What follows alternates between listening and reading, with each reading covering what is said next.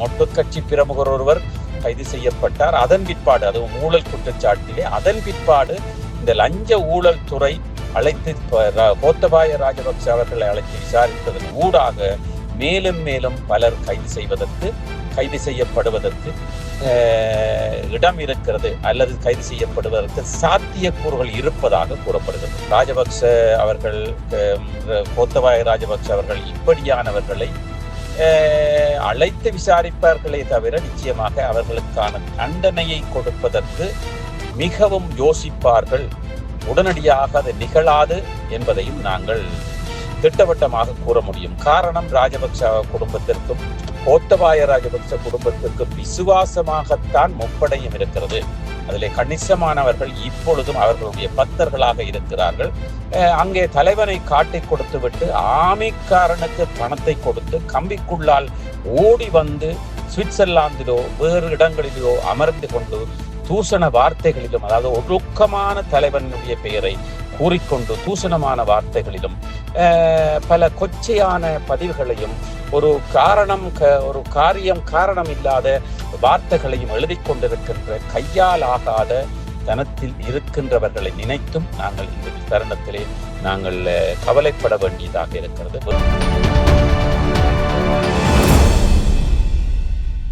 வணக்கம் லங்காபூர் ஊடக நேயர்களே, மீண்டும் ஒரு சிறப்பு செய்தியோடு சந்திக்கின்றேன். இலங்கையன். இந்த செய்தி திரு கோத்தபாய ராஜபக்ச அவர்கள் தொடர்பான செய்தியாக இருக்கிறது. 17/3/2026 அன்று அவரை அழைத்து லஞ்ச ஊழல் துறை அவரை அழைத்து விசாரணை செய்திருக்கிறது. ஏற்கனவே அவர் கண்வைக்கப்பட்ட ஒருவராக இருந்தாலும் கூட அவரை அழைப்பதற்கான காரணங்கள் இல்லாமல் அவர்கள் இருந்ததன் காரணத்தினால் மீண்டும் அவரை அழைத்து அவரை பல விசாரணை, அதாவது குறுக்கு விசாரணை செய்யப்பட்டிருக்கிறது. அது ஏற்கனவே ராஜபக்ச அவர்களோடு மற்றும் கோத்தபாயோடு நெருங்கிய தொடர்பில் இருந்த அந்த மொட்டு கட்சியினுடைய பிரமுகர் ஒருவர் ஒரு வாரங்களுக்கு முன்பாக லஞ்ச ஊழல் துறையால் கைது செய்யப்பட்டிருந்தார். அதன் பின்னணியில் தான் இவர் அழைத்து விசாரணை செய்யப்பட்டிருக்கிறது என்று கூறப்படுகிறது. அவர் கூறிய ஒரு சில விடயங்களை வைத்து, தரவுகளை வைத்து, சாட்சியங்களை வைத்து, சில கேட்க வேண்டிய பார்க்க வேண்டிய கணக்குகள் தொடர்பாக அவரை அழைத்து இவர்கள் விசாரித்திருக்கிறார்கள் லஞ்ச ஊழல் துறை. இந்த லஞ்ச ஊழல் துறை எதற்காக கோத்தபாய ராஜபக்ச அவர்களை கைது செய்யவில்லை, அழைத்து விசாரித்தார்கள் என்று உள்ளக தகவல் கூறுகின்ற வகையிலே பினாமி பணங்கள், அதாவது அவர்கள் ஆட்சியிலே இருக்கின்ற பொழுது ஏற்கனவே கைது செய்யப்பட்ட அந்த மொட்டு கட்சியினுடைய பிரமுகர், அந்த கட்சியில இருந்தவர், மிக பெரிய ஒரு தொழிலதிபராக இருந்தவர், குறுகிய காலங்களிலே எத்தனையோ பில்லியோன் கணக்கிலே சொத்துக்களை சேர்த்தவர், கணக்குகளை காட்டாதவர் என்று கூறப்பட்டது. அந்த பணங்கள், அந்த சேர்த்த சொத்துக்களுக்கும் கோத்தபாய ராஜபக்ச அவர்களுக்கும் தொடர்பு இருப்பதாக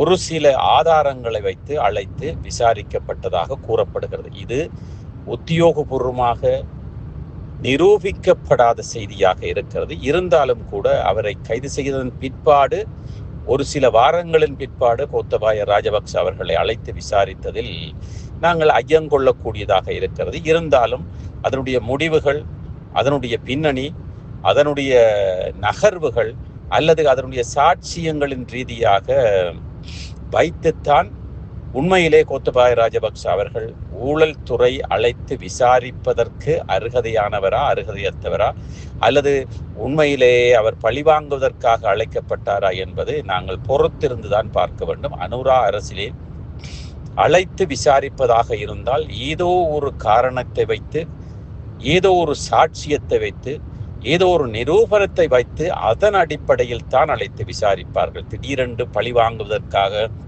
அழைத்து விசாரிப்பார்கள் என்று அல்லது விசாரித்தார்கள் என்று மற்றவர்களை நாங்கள் கூறுவதற்கு இடமில்லை. இருந்தாலும் கூட சில தரவுகள் சில ஆதாரங்களை வைத்து அழைத்து விசாரிக்கப்பட்டதாக கூறப்படுகிறது. இருந்தாலும் கூட இந்த விசாரணையின் பிற்பாடு அவர்கள் வேறு யாரை அழைத்து விசாரிப்பார்கள் என்று தெரியாத அளவிற்கு அடுத்தது யாரை அழைத்து விசாரிப்பார்கள் என்று ஒரு எதிர்பார்ப்பு இருக்கிறது. அடுத்து நிச்சயமாக மொட்டு கட்சியினுடைய பிரமுகர்கள் அல்லது பிரமுகர் முக்கியமானவரை அழைத்து விசாரிப்பதற்கு சந்தர்ப்பம் இருப்பதாக கூறப்படுகிறது.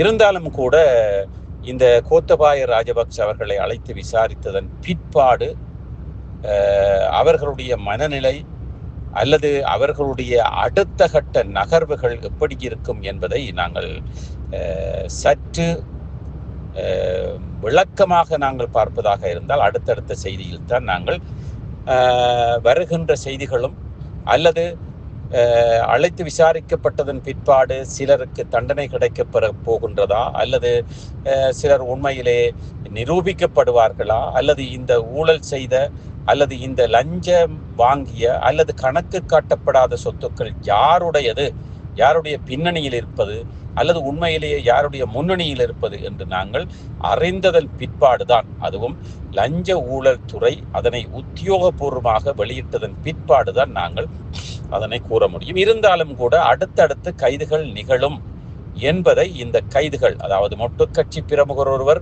கைது செய்யப்பட்டார், அதன் பிற்பாடு அதுவும் ஊழல் குற்றச்சாட்டிலே அதன் பிற்பாடு இந்த லஞ்ச ஊழல் துறை அழைத்து கோத்தபாய ராஜபக்ச அவர்களை அழைத்து விசாரித்ததன் ஊடாக மேலும் மேலும் பலர் கைது செய்யப்படுவதற்கு இடம் இருக்கிறது அல்லது கைது செய்யப்படுவதற்கு சாத்தியக்கூறுகள் இருப்பதாக கூறப்படுகிறது.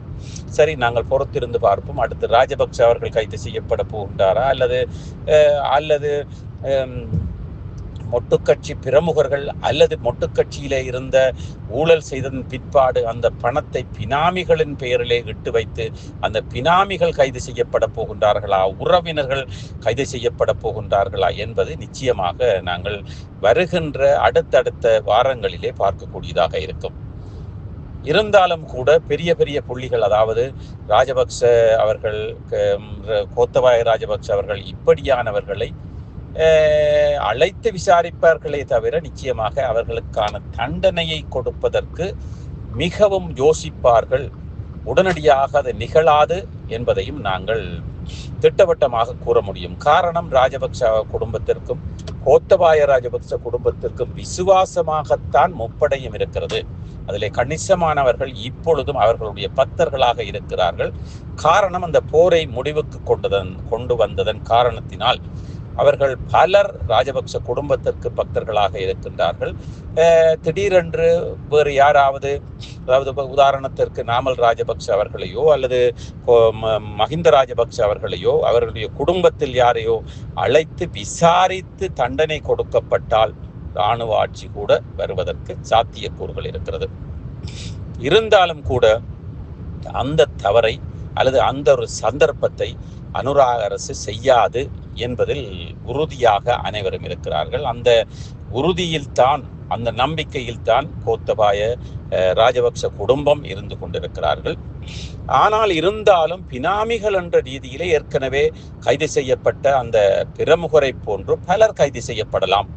கைது செய்யப்பட்டு அந்த குற்றங்கள் அவர்கள் மீது சுமத்தப்படலாம். ஊழல் செய்தது அல்லது வரி கட்டாத பணம் அல்லது கணக்கு காட்டாத பணம் என்று பல வகையாக அவர்களை அழைத்து அவர்களுக்கு தண்டனை வழங்குவதற்கு சாத்தியக்கூறுகள் இருக்கிறது. இப்படி ஏற்கனவே கைது செய்யப்பட்ட அந்த பிரமுகரை போல பலர் கைது செய்யப்படுவதற்கு சாத்தியக்கூறுகள் இருக்கிறது.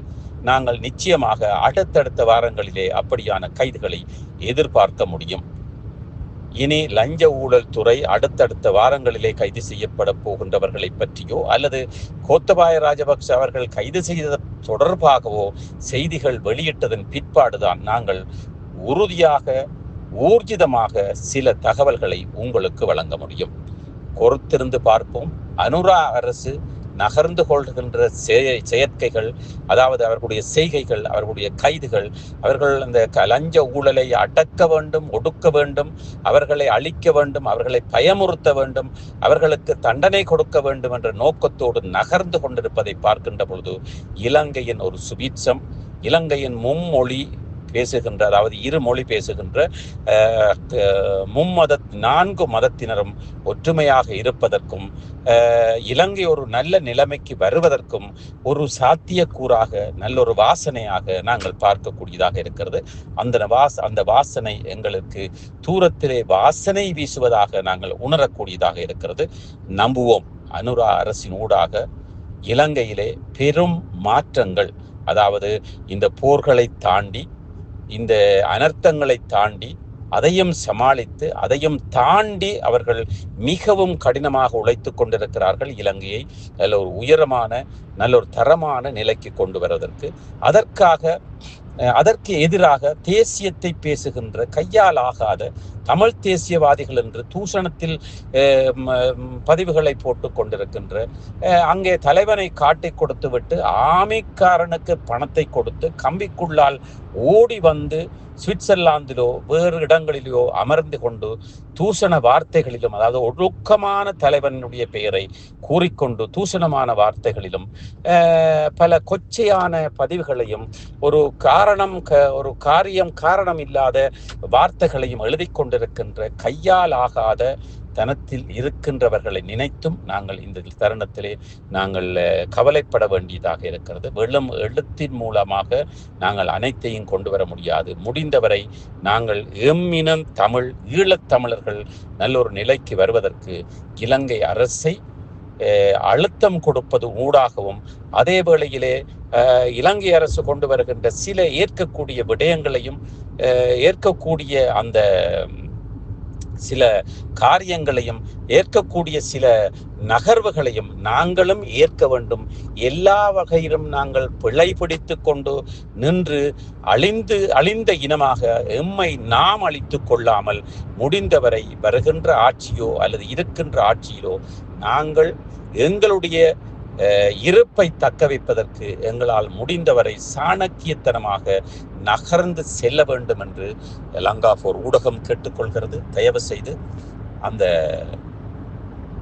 நாட்டிலே இருக்கின்ற மக்களை மனதில் வைத்து, வெளிநாட்டிலே இருக்கின்றவர்கள் ஈழத்தமிழர்கள் எக்கேடு பட்டாலும் பட்டு போகட்டும்.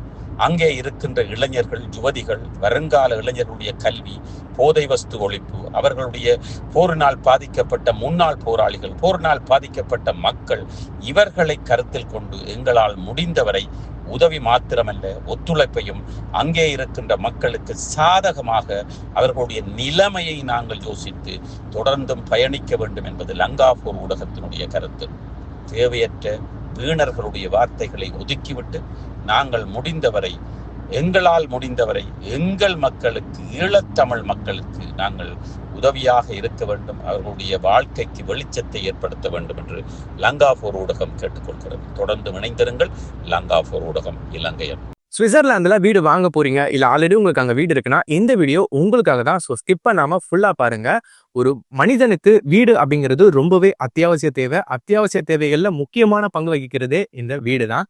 ஸோ அப்படி வீடு வாங்குறது, விற்கிறது, இது சம்பந்தமா உங்களுக்கு இருக்கிற நிறைய ப்ராப்ளத்துக்கு சொல்யூஷன் தர ஒரே இடம் தான் உங்கள் செல்வாசக். Your future our vision. இப்போ சுவிட்சர்லாந்துல வீட்டோட வட்டி விகிதத்துல நல்ல மாற்றம் வந்திருக்கு, நிறைய குறைஞ்சிருக்கு. ஸோ நீங்க ஏதாவது அக்ரிமெண்ட் போட்டு வச்சிருக்கீங்கன்னா இப்பவே அதை ரெனிவல் பண்ணி மாற்றி வச்சுக்கிட்டீங்கன்னா உங்களுக்கு நிறைய ப்ராஃபிட்ஸ் இருக்கும். ஸோ இது சம்பந்தமா உங்களுக்கு ஏதாவது அப்டேட்ஸ் வேணும், இந்த மாற்றத்துல உங்களுக்கு ஏதாவது டவுட் இருக்கு அப்படின்னா மறக்காம ஸ்கிரீன்ல தெரிய நம்பருக்கு கால் பண்ணுங்க.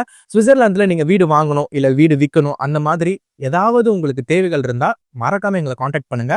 உங்களோட எல்லா தேவைகளையும் உங்க ஃபேமிலியில ஒரு மெம்பரா இருந்து நாங்க பார்த்து பண்ணி கொடுப்போம். இது உங்கள் செல்வாசோக். இச்செய்திகளுக்கு பிரதான அனுசரணை செல்வாசோக் இமோபிலியன், சுவிஸ் நாட்டில் முன்னணி நிறுவனம்.